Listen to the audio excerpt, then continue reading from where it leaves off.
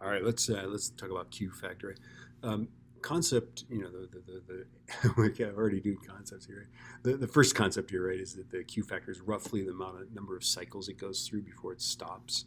This is a simulation I made for Q value. So here's one cycle, right? Here's two, here's three, here's four, here's five, here's six, here's seven, 8, 9, 10. Now, if you're paying attention carefully, right, and you really believe this is an exponential curve, it always oscillates forever and ever, right? Um, but yeah, I mean, just there it is, right? Okay, so this is lightly damped. High Q factors are lightly damped.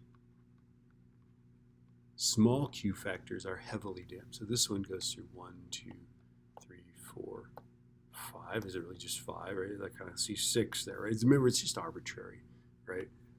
And by the way, Q stands for quality factor. It's an arbitrary engineering number. Don't feel like it's like, the melting point of lead or something like that, right? And roughly it's how many cycles it goes before it stops, right? The bigger the Q value is, the more bouncy it is. The lower the Q factor, the more damped it is. In fact, a Q factor of 0.50 would look like this. It'd be like, right? It'd just go, and just stop.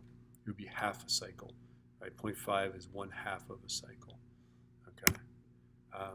And then these are the formulas like that. And so there's two different formulas, right? One is energy stored, energy dissipated.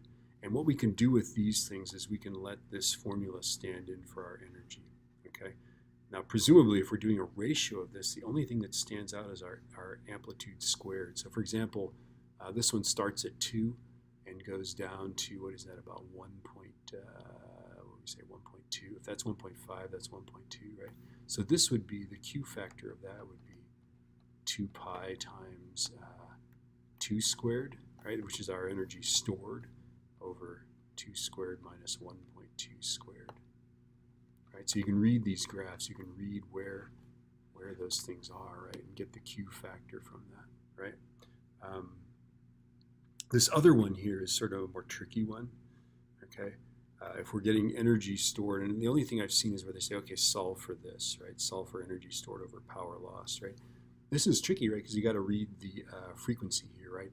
The period here is 2, right? So the frequency is 0.5, right?